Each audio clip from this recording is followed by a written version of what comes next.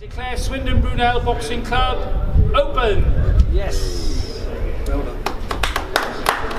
Yes, well done. Got it. Can I hand you over to our special guest? He's the MP for Swindon South and a fellow Welshman, Robert Buckland. Thank you. Thank you very much, Nicky. It's great to see you again. Nicky and I knew each other from our Cardiff days, and it's a great honour to be here with such a, dare I say legend, but certainly in our household, a legend when it came to his boxing career. Why is boxing important to me? Well, I'm not a boxer, I've had a go, but what I learned about boxing, not just from me, but from the young people who I grew up with, and some of whom I met at a difficult time in their lives when I was a barrister in the Crown Court, was that boxing taught young people self-discipline, self-control and maturity.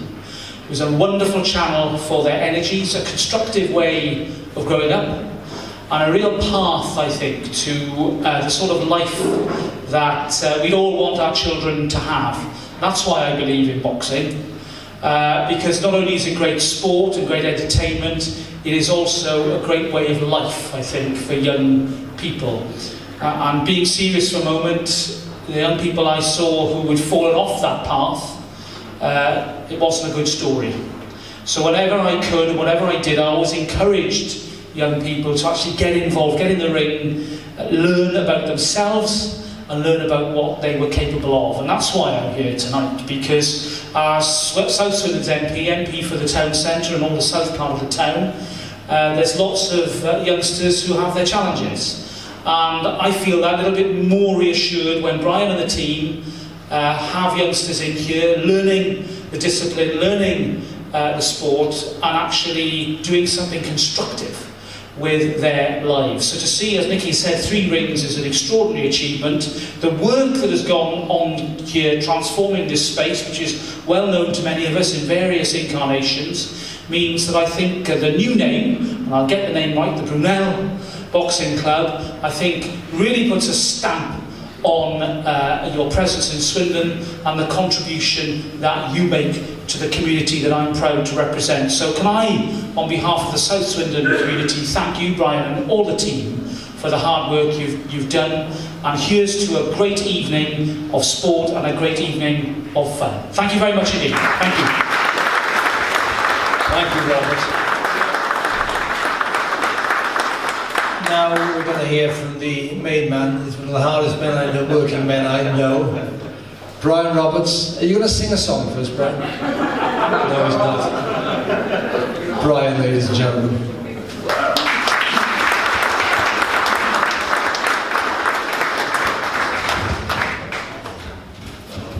Thank you all very much. Thank you, Nicky. Thank you, Robert. And I'm going to follow that. Let me start by welcoming you all, and of course my distinguished guests, to the Swindon Brunel Boxing Club, Amateur Boxing Club. Obviously you can see, and those people who are here, who saw this gym 6 months ago, would realise how much hard work really went into it. And therefore, even though I need to do a lot of thank yous to quite a few people. So I'd like to get them out of the way first, so just because I don't forget. First of all is Jeff Hobbs, here every week, whenever he could. He put time in, hours and hours, all his spare time he could. And that stairwell you walked down, walked up, and walked down, and walked up, he's done it 1,000 times because he painted it. Okay, so thanks, Jeff. Also, there's the father of a couple of our boxers, Colin Dawson. Can I thank him? Another one to give up his time, he worked shifts, but whenever he had time off, he was here, present. Then he was chasing me, and they inspired me to carry on. Believe me, sometimes I was ready to quit. But no, fair play. Thank you very much.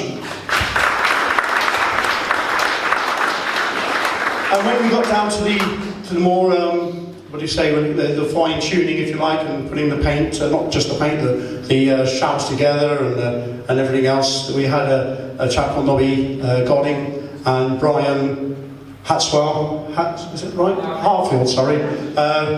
one had done the labour and one had done the technical stuff. You can argue it out between you who done what. But they argued all the time when they was here anyway. But thank you both as well. There was many others, apart from my coaches and my committee who popped up when they could. Even some of the members come up here and painted. There might have been a bit of a bribe with a breakfast or whatever, but they turned up and they helped out. And sometimes we had parents coming up here and we had a relay going, bring stuff up the stairs and back down and bring some more up, but it worked. And thank you all very much again.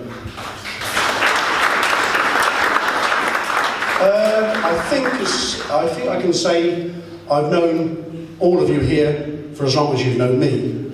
So, those people who don't know me so well, I'd like to just talk about myself a little bit and how we got here. When I first started boxing, I was only 5 years of age. I don't want to give too much away, about 1962, something like that. And we started off in an old farmhouse. And a far cry from this. The farmhouse, I couldn't tell you whether we used the kitchen or the lounge, but I do remember the gloves stuck underneath the stairs full of dust, and we had to dust them off before we used them. And we produced boxers, some good boxers. I could name Peter Quinn, Paul Hunt, and later on we had Eddie Nielsen, who boxed Frank Brunel, and we Cameron Lithgow represented the country as well. So we went on from there. We moved to schools and everything else, but at the start, I, at a 5-year-old, went there with my two older brothers, and it was just to get off the streets, and Mum and Dad wanted us to do something, and it moved on from there. In 1970, I think when I was about 14, I moved on to a Walker Boys Club, and there I was. I just enjoyed being there and giving the responsibility of organising table tennis matches or whatever. And actually, when I let myself down and let my boxing club down big time. And what it was, I was quite chuffed to be chosen to play for the team, to actually play football. I weren't much of a football, that was more my brother's side, but my elder brother, Nigel, but I was asked to play football for him. And it was a friendly match, and it was on this field behind us.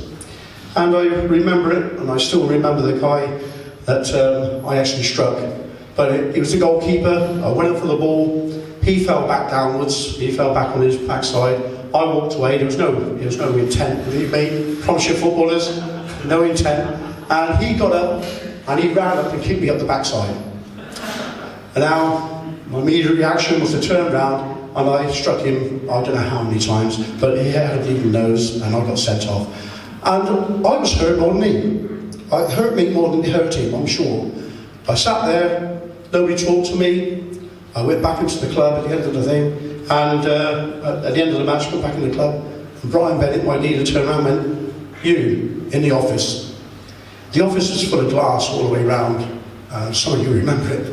And he gave me a right telling off. I could see these lads outside who had the respect for me. Some of them grinning, some of them frowning. And he gave me I won't forget that telling off. And he said to me, "I don't know if I could trust you," he said. And with that, I realised how much I let myself down, the boxing club down. And I went out, excuse me. And I was determined to make amends. I won his respect back, helping out in the club.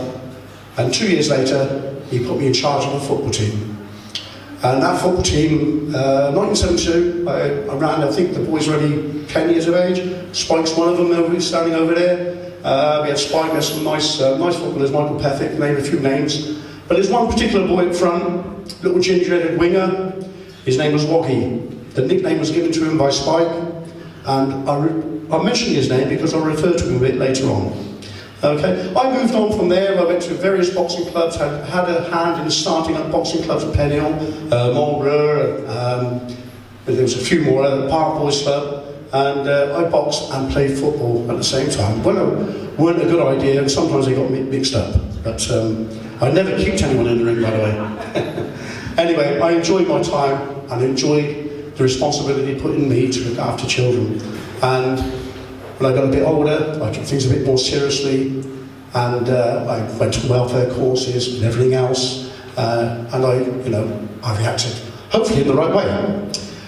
Eventually, from one club to another, I ended up doing a box size class, and got the kids together, and we started off at Pete Neal's place, I think back maybe 15 years ago, in the Moonrakers pub, and we travelled all over the place. And eventually, Keith Mayo said to me, Brian, he said, there's a gym here, well-equipped gym, do you fancy coming on with your classes and doing here? Which I did.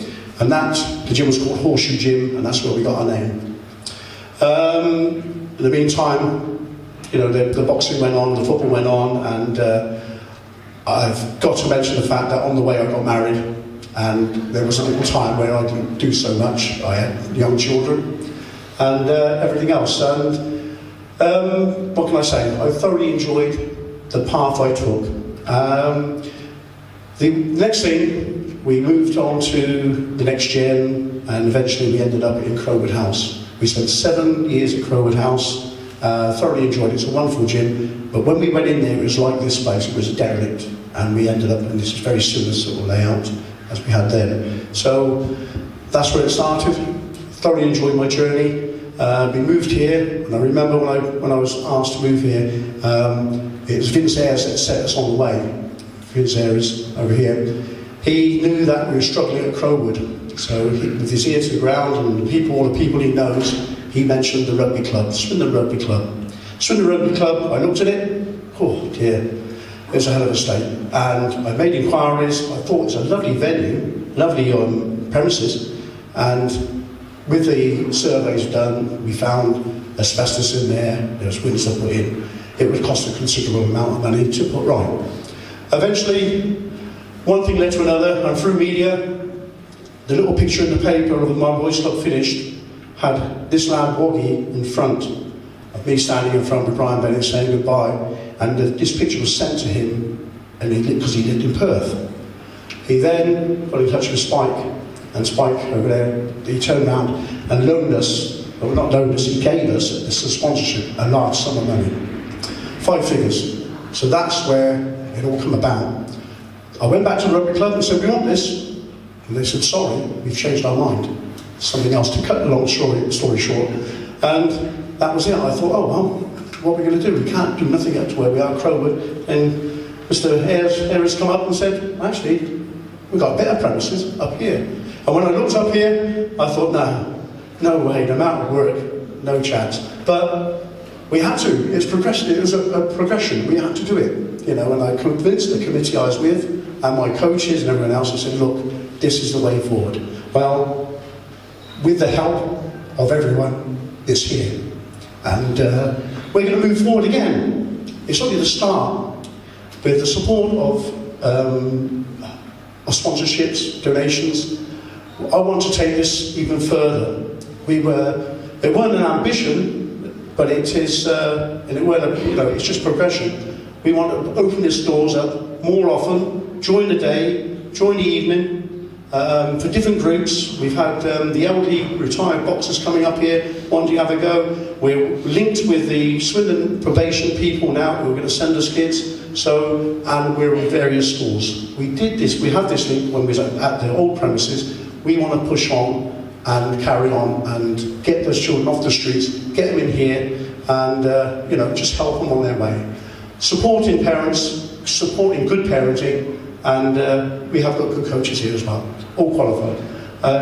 All I can say is thank you also for all the thank yous going on. My family, my girls standing there, my wife, they're always here, and they give me, they're my biggest critics, saying everything else, but they always give me the support I need. So thank you all very much, and thank you to my family as well. Some people, the most important part of the club, namely the bar. But I'm going to hand over now to Brian. He's going to explain why it's called what it's called. Right. We named this bar the Woggy's Bar after, I can't tell you his name, he wants to remain anonymous, so we leave it at that, okay, for his kind gestures and everything else. Now, I suppose we better cut it. The one thing we wanted to do is we wanted to carry on raising a bit of money for Woggy. So I'll cut this, and if anyone is curious, just let me know. Ready? Please.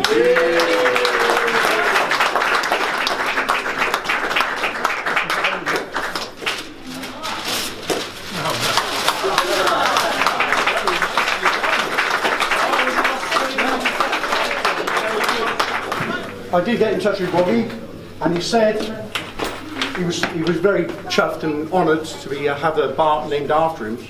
And I asked him, I said to him, would you mind if we put a few letters after his name? And I said, after all, we have Nicky Piper, MBE, we have Robert Buckland, MP, so why not have a few letters after your name? Okay, so now I trust everybody that if you're curious what it means, I shall tell you. Your curiosity will cost you £1 towards club funds. So, I'll leave it with you. Now, there's one thing I did forget over there, and I'm ashamed really. I did mention about the support I've had over the years, and obviously my biggest support has always been my wife, so I have a little something for her as well.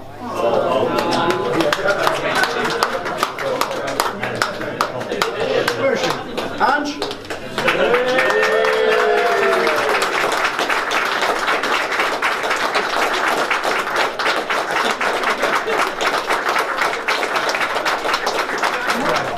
So we're now going to go on with some amateur boxing to show you what it's all about. I'm sure most of your boxing folks, you've seen this many times, but for any of you that haven't, you'll want to see how brilliantly trained these kids are, how dedicated they are, how brave they are. It does take a lot of bravery to get in the ring, and how skillful they are, and exactly what hard work that the coaches have put into these young kids, because they really will be quite skilled. So we've got some boxing, then we've got some music and some food later, yeah?